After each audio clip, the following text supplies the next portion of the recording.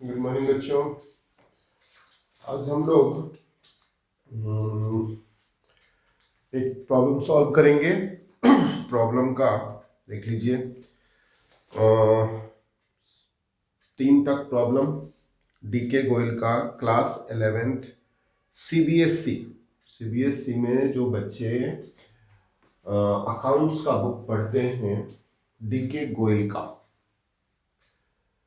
कुछ बच्चे टीएस ग्रिवाल भी पढ़ते हैं, कोई भी बुक पढ़ सकते हैं, ऐसा कुछ नहीं है।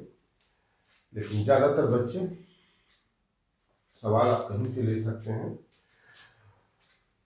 बहुत सारे बच्चे इसके सिंह का भी बुक सीबीएसई में पढ़ते हैं।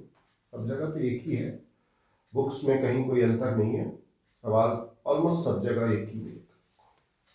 अगर आप कॉन्सेप्चुअल स्टडी करते हैं तो आप कोई भी किताब का सवाल बता सकते हैं। हम तो यहाँ पर कुछ बनाने का तरीका बता रहे हैं कि आप अपने बुक्स में देखें उसको बनाया कैसे जाता है, कॉन्सेप्चुअली उसको हम लोग बनाते कैसे हैं। बिजनेस ट्रांजैक्शन को हम लोग जर्नलाइज कैसे करते हैं, जर्नल करते वक्त हम लोग सोचते कैसे हैं, हमारा वे ऑफ थिंकिंग कैसा होता है। तो आइए शुरू करते हैं। पहले एक बार क्वेश्चन समझ लीजिए। ये हमारा गोल्डन रूल है, traditional approach, modern approach. Traditional का फॉर्मूला आपको पता है, debit the receiver. Personal account में कहता है debit the receiver, credit the giver. और रियल अकाउंट का फॉर्मूला कहता है debit what comes in, credit what goes out. और nominal expenses and income traditional में होता है।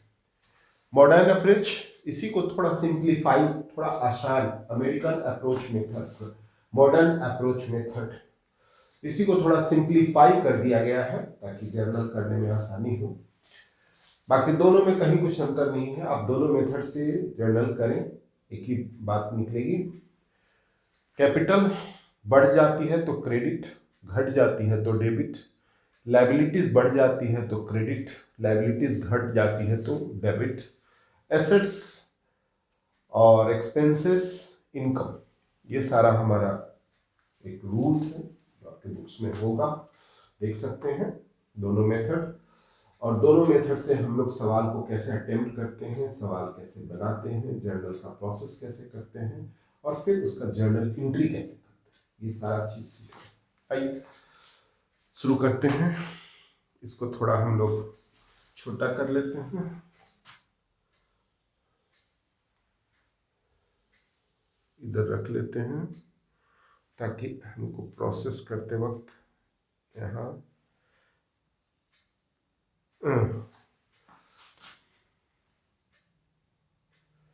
ये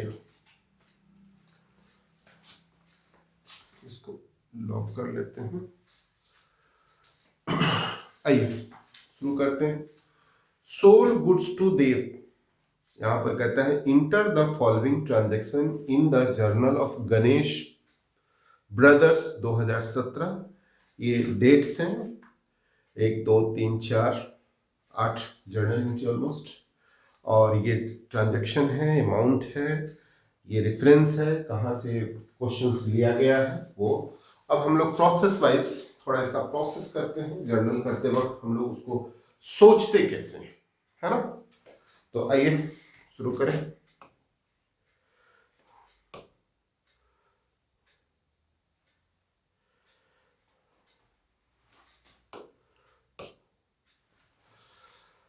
सोल्ड गुड्स टू देव, हमने देव को माल बेचा, हमने देव को माल बेचा। देव का नाम लिखेंगे नहीं लिखेंगे?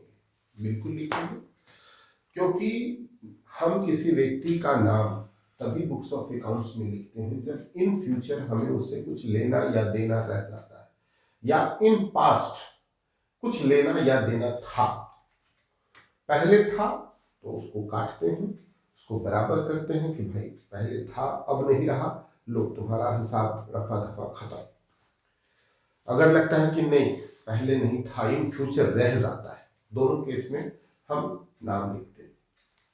तो देव का नाम लिखेंगे। और माल जब बेचते हैं तो माल के कैटेगरी कितने होते हैं, हम लोग माल को 4 नाम दे रखा है। माल खरीदते हैं तो purchase, purchase return, sales, sales return. तो आइए, देव एक खाता अफेक्टेड होगा, देव अकाउंट, और एक सेल्स अकाउंट। देव कौन अकाउंट? ट्रेडिशनल के अनुसार अगर सोचें तो देव जो है वो पर्सनल अकाउंट, और पर्सनल में क्या है, हम उसको माल बेच रहे हैं तो वो हमसे रिसीव कर रहा है, तो रिसीवर। और सेल्स नॉमिनल अकाउंट,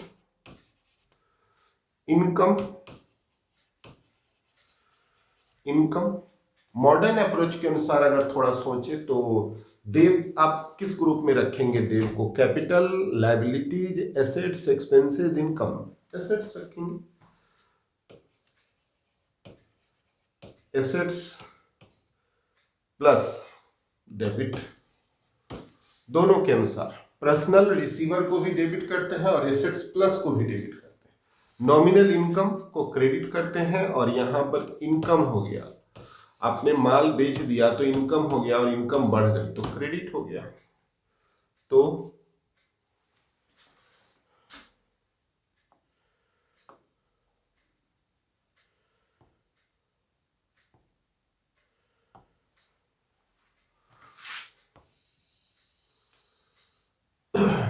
ये हो गया, इनकम क्रेडिट हो गया।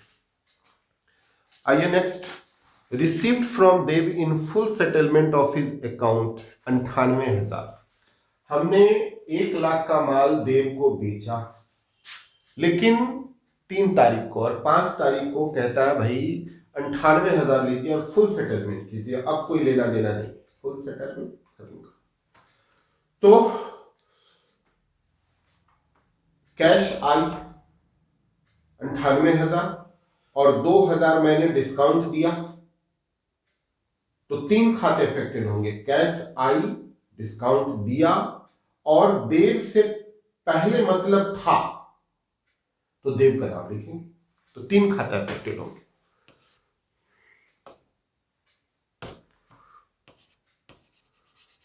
कैश अकाउंट,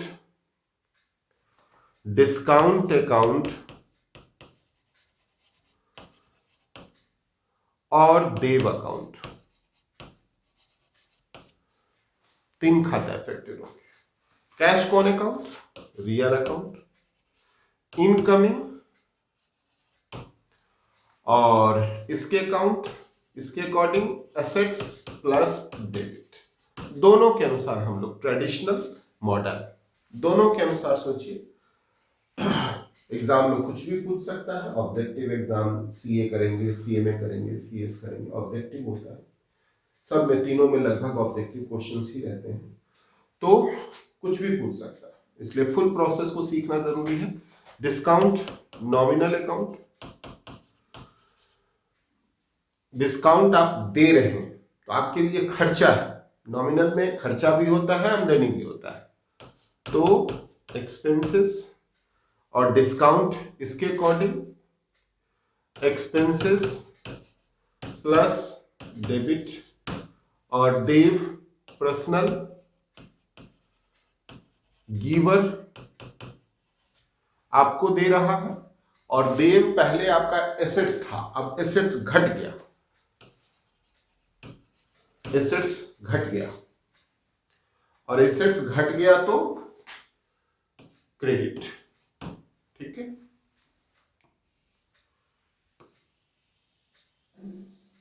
ये चाहिए।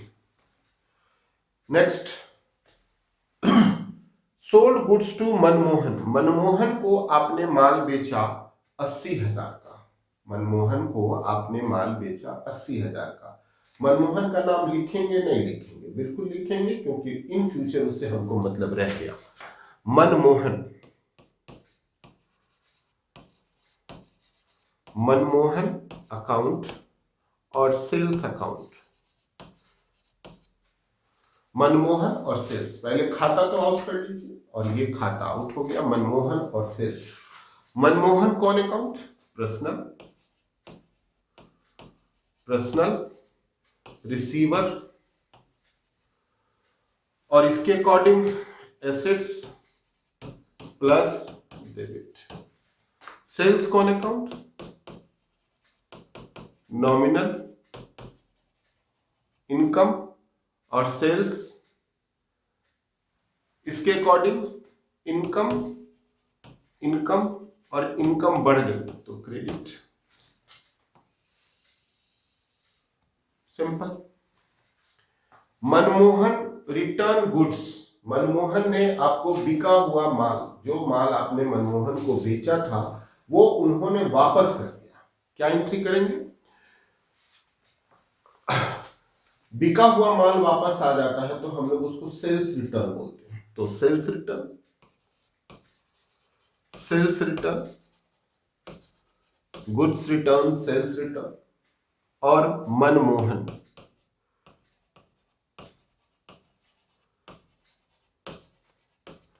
तो सेल्स रिटर्न और मनमोहन। तो सेल्स रिटर्न कौन account? Sales return nominal account.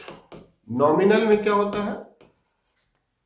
माल जब बेचा था तो सेल इनकम हुआ था, अब उतना का माल हमारा वापस आ गया तो मेरी इनकम कम हो गई, तो हम उसको माइनस एक्सपेंसेस बोलेंगे, माइनस इनकम बोलेंगे।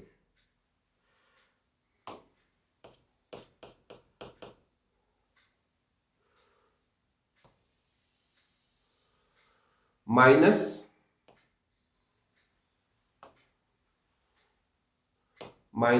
इनकम बोलेंगे, माइनस इनकम बोलेंगे।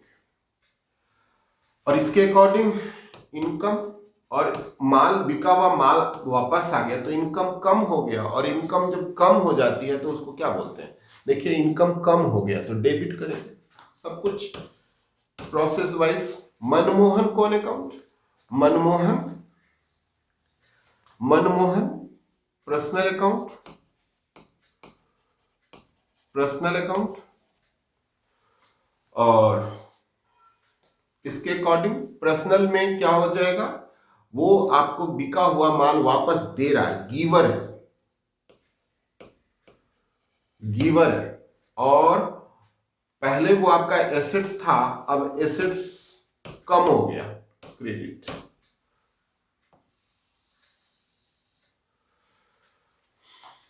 ठीक है। अब मनमोहन से received from Manmohan in full settlement of his account 78,200।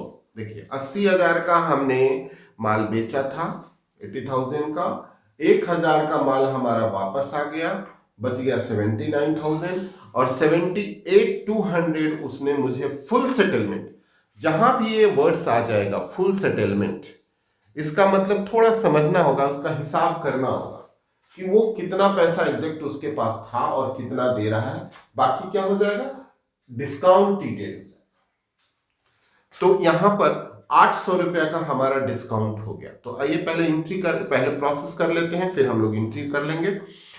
पहले इसमें खाता कौन कौन आउट होगा? Cash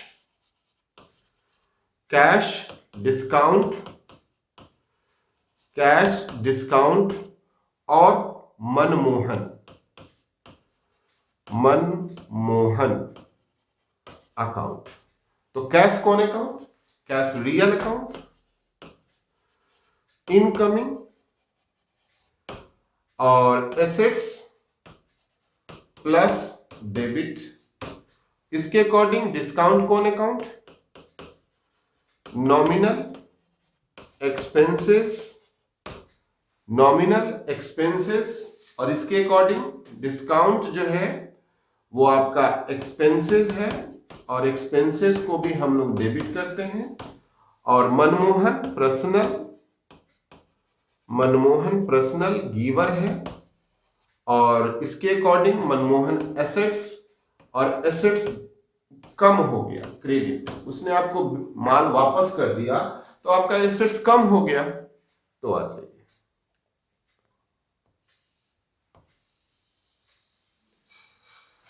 next, received cash from Ram and discount allowed. देखिए यहां पर क्लियर कट है, received cash from Ram and discount allowed.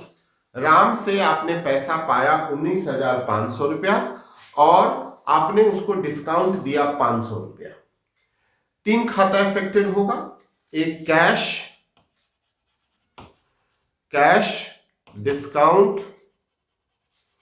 Discount account और Ram account. Cash, discount, Ram.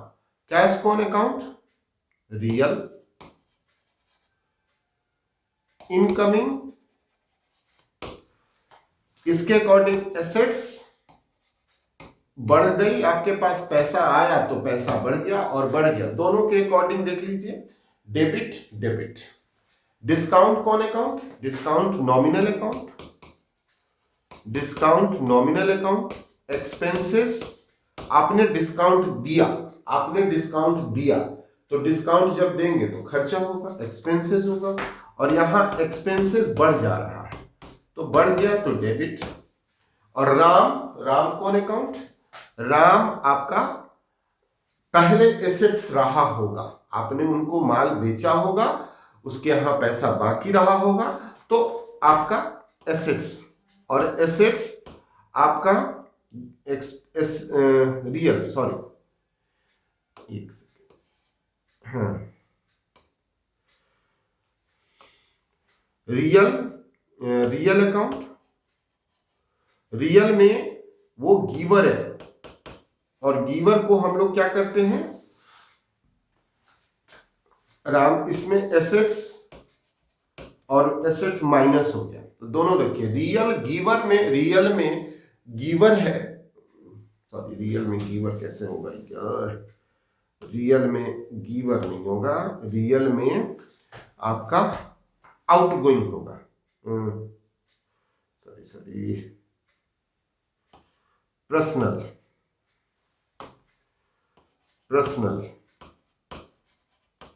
Personal में गिवर, और इसके अकॉर्डिंग एसेट्स माइनस क्रेडिट, ठीक है। चल, तो ये हो गया आपका, चल ये हो गया। अब आ जाइए, paid cash to Pawan and discount received from him. Paid cash to Pawan and discount received from him, हमने पवन को पेड किया और उससे हमने डिस्काउंट पाया, तो आ जाइए पेड कैश टू हिम, तो यहां पर सीधा सा इधर आ जाइए, पेड कैश टू पवन, एक पवन खाता इफेक्टेड हो जाएगा, पवन अकाउंट, और डिस्काउंट रिसिप्ट कैश और एक डिस्काउंट।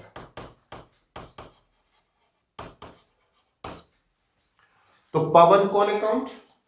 पवन इसके अकॉर्डिंग पर्सनल, और पर्सनल में दो ही वर्ड होता है, एक रिसीवर होता है, गिवर होता है, तो हम उसको पेमेंट कर रहे हैं। Paid cash to Pawan, paid cash to Pawan, तो पवन रिसीवर है, और इसके अकॉर्डिंग क्या हो जाएगा, पहले इसका कर लेते हैं। Cash real account, confuse, real account और आउटगोइंग, और डिस्काउंट कौन अकाउंट? नॉमिनल में इनकम, हो गया, हमको देना था 5,000, हमने 300 रुपया कम दिया तो हमको 300 का फायदा हो गया, इनकम हो गया। और इसके अकॉर्डिंग पवन कौन अकाउंट? लायबिलिटीज, देना था लायबिलिटीज, और लायबिलिटीज अब आपकी घट गई तो डेबिट। दोनों के अनुसार देखिए, पर्सनल में रिसीवर को डेबिट करते हैं, और मॉडर्न में लायबिलिटीज अगर घट जाती है तो डेबिट करते हैं। कैश रियल आउटगोइंग,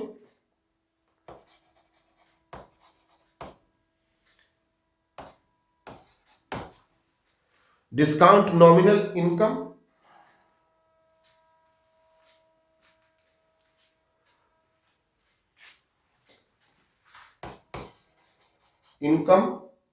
बढ़ गई तो क्रेडिट। चलिए आइए, दो तरह का डिस्काउंट हम लोग बिजनेस में यूज करते हैं, एक ट्रेड डिस्काउंट और एक कैश डिस्काउंट। ट्रेड डिस्काउंट का बुक्स ऑफ अकाउंट्स में कोई एंट्री नहीं होता। जस्ट अगर जैसे कोई 10 रुपए की चीज है, हमको बेचनी है 12 में, हमको बेचनी है 12 में, तो हम उसका दाम रख देंगे 15 रुपया और कह देंगे कि भाई 20% हमने आपको डिस्काउंट कर दिया। हमको बेचनी है 2 रुपया, हमको फायदे लेने हैं, लेकिन हम उस पर दाम लिख देंगे 15 रुपया और कह देंगे 20% डिस्काउंट, ट्रेड डिस्काउंट। आप अक्सर बाजार में आप जाते होंगे तो लिखा रहता है डिस्काउंट। डिस्काउंट क्यों करेगा? डिस्काउंट तो बस ऐसा लगता है लोगों को कि भाई ये हमको छूट दे रहा है, बट कहीं कोई छूट छाट नहीं होती है, वो बिजनेस का पॉलिसी होता है। उसी के अंतर्गत ट्रेड डिस्काउंट का फंक्शन होता है और उसमें हम लोग रेट को बढ़ा करके और जितना में बेचना होता है उतना ही बेचते हैं। तो इसलिए ट्रेड डिस्काउंट का बिजनेस के बुक्स में कोई एंट्री नहीं होती है। ठीक है, तो समझ गए होंगे।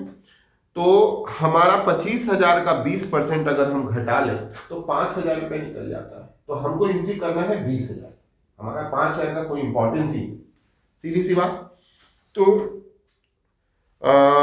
वरुण को हमने माल बेचा, वरुण अकाउंट और एक सेल्स अकाउंट। तो वरुण आपका पर्सनल है, रिसीवर है और इसके अकॉर्डिंग एसेट्स है और ये प्लस है, ये डेबिट है। और इसके अनुसार सेल्स नॉमिनल अकाउंट है, इनकम है और इसके अकॉर्डिंग आपका इनकम है और इनकम बढ़ गई तो क्रेडिट हो गया, सीधा। तो बात समझ में आ गई होगी। अब ये हमारा बन गया, प्रोसेस कंप्लीट हो गया। आपने सीखा होगा कि हम लोग एंट्री करते वक्त सोचते कैसे हैं और फिर एंट्री करते। ठीक है, अब आ जाइए, हम लोग जो प्रोसेस कर चुके हैं अब इसका फटाफट एंट्री कर लेते हैं। लीजिए,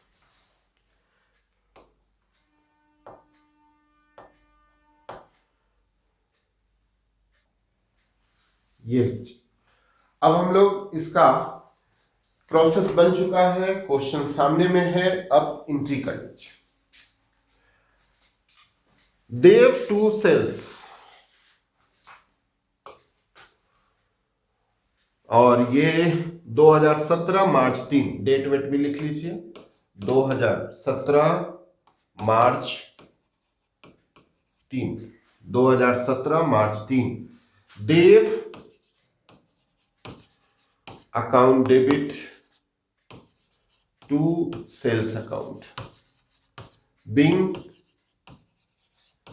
goods sold to Dev, being goods sold to Dev. हमने देव को माल बेचा, दोनों तरफ से। हमें ऐसा नहीं, प्रोसेस दोनों तरफ से हमने किया और एंट्री तो एक ही होगा। अमाउंट कितना? 1 लाख, 1 लाख। ठीक है, आ जाइए।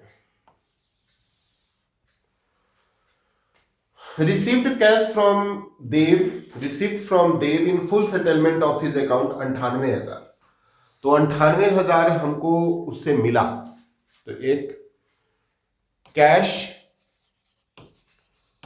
अकाउंट डेबिट कर चुके हैं। कैश को डेबिट करना है, डिस्काउंट को डेबिट करना है, देव को क्रेडिट करना है। Cash discount to Dev, cash कितना? 98,000, फुल सेटलमेंट 98,000, 2,000 और 1 लाख। बिंग नरेशन में लिख देंगे, being cash received in full settlement, cash received in full settlement, full settlement, cash received in full settlement. Sold goods to Manmohan, Manmohan को हमने माल बेचा 5, ये मार्च 5 हो जाएगा, March 5। Sold goods to Manmohan, Manmohan to sales, Manmohan को डेबिट करना है, सेल्स को क्रेडिट करना है। मनमोहन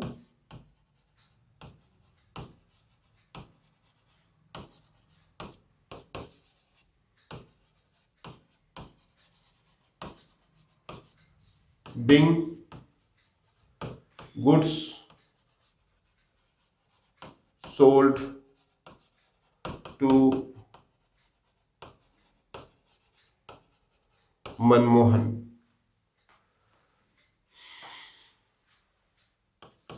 मार्च 6, 80,000।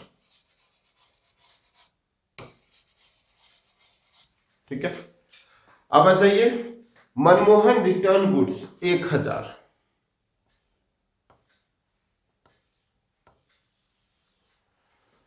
मनमोहन ने 1,000 का माल वापस किया,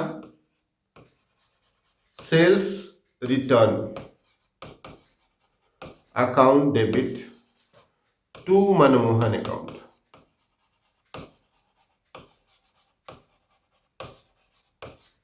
Bing goods return to Manmohan, goods return to Manmohan. ठीक है, सिंपल।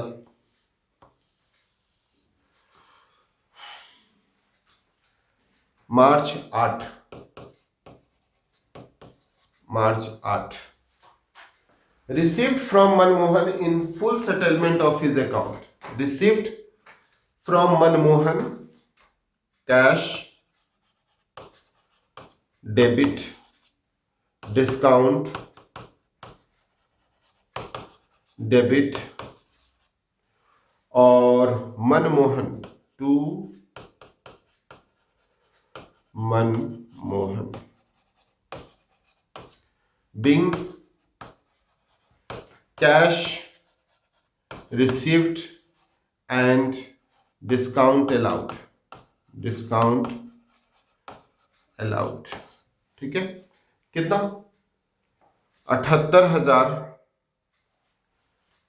सेल्स रिटर्न वाला 1,000 वाला एंट्री, 1,000 तो यहां लिख दीजिए 1,000, और यहां 78,200, 800 और 79,000।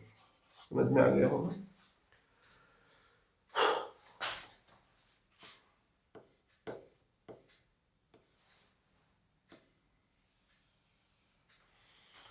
अब received cash from Ram discount allowed, ये कब है 15 को, मार्च 15, और ये मार्च 16।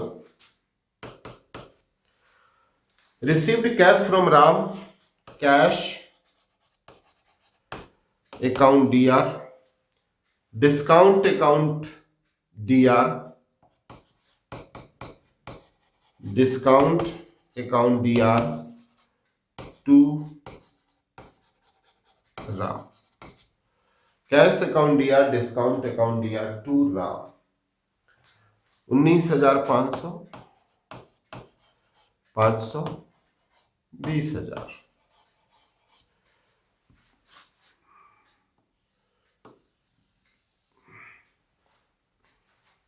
जगह कम है, नरेशन नहीं लिख रहे हैं। Paid cash to Pawan, paid cash to Pawan, Pawan account DR to cash to discount,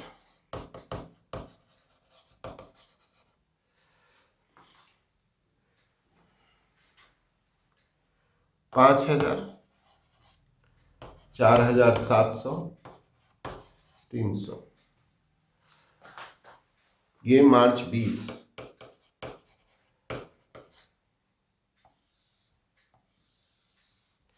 और एक last, sold goods to Varun 20,000, Varun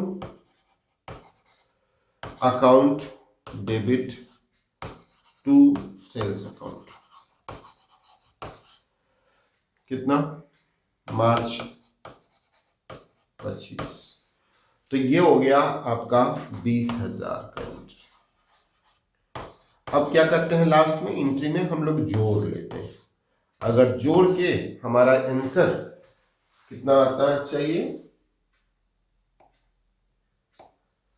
4,05,000, 4,05,000 आना चाहिए।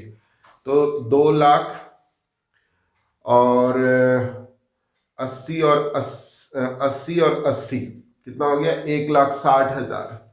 तो 3,60,000, 3,60,000 और 20,000, 20,000, 80,000 और 20,000, 4,00,000 और 4,05,000 आ गया।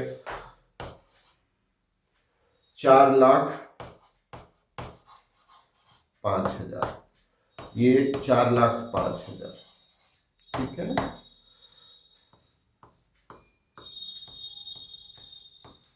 हो गया, तो समझ में आ गया होगा बच्चों। ये मैंने फुल प्रोसेस, ये डीके गोयल का क्वेश्चन नंबर 4 था। आप अपने बुक्स में देखिए और पूरी process concept wise. 11th 12th करना आपका टारगेट नहीं होना चाहिए। 11th 12th बीकॉम करके क्या करेंगे, ये तो हो जाएगा, थोड़ा सा अच्छे से पढ़ेंगे तो हो जाएगा। मेन आपको करना है सीए, अपने लाइफ में कुछ अच्छा करना है, क्लास 1 बनना है, तो आपको चीजों को कॉन्सेप्चुअल ढंग से पढ़ना चाहिए।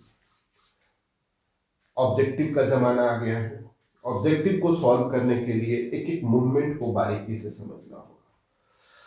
देखते हैं ना, करोड़पति कौन बनेगा करोड़पति, उसमें ऑब्जेक्टिव ही पूछता है, आंसर आपके सामने होता है, लेकिन चीजों को अगर बारीकी से आप नहीं पढ़ेंगे तो फिर आप उसका जवाब नहीं दे सकते। नहीं तो हर कोई करोड़पति बन जाता। क्यों वहां पर सब्जेक्टिव नहीं पूछा जाता, ऑब्जेक्टिव तो 16 सवाल का देते देते अच्छे अच्छे लोगों की हालत खराब हो जाती है। तो ऑब्जेक्टिव सीखने के लिए थोड़ा चीजों को बारीकी से नजर दौड़ाना पड़ेगा, चीजों को बारीकी से हर मूवमेंट को समझना पड़ेगा और फिर हो जाए। तो थैंक यू बच्चों, हमारे चैनल को लाइक करें, सब्सक्राइब करें। हम आपको रोज पूरे बिजनेस का हर आपका 11th 12th BCom, CA, CA, CMA का हर पूरा कोर्स हम लोग कवर करेंगे और आपके तक पहुंचाएंगे। बिल्कुल सारा हमारा पूरा टीम है। अभी हम लोग कुछ दिन पहले से शुरू किए हैं, लॉकडाउन के कारण एक नया तरीका से हम लोगों ने सोचना शुरू किया है कि बच्चों को अब ऑफलाइन और ऑनलाइन हमारा कैंपस में भी आकर के 500 बच्चों हमारे कैंपस में रहते हैं, वहां भी आकर के पढ़ सकते हैं और आप घर बैठे भी पढ़ सकते हैं, कहीं कोई दिक्कत नहीं है। तो बेस्ट ऑफ लक, फिर मिलते हैं नेक्स्ट वीडियो में। Thank you.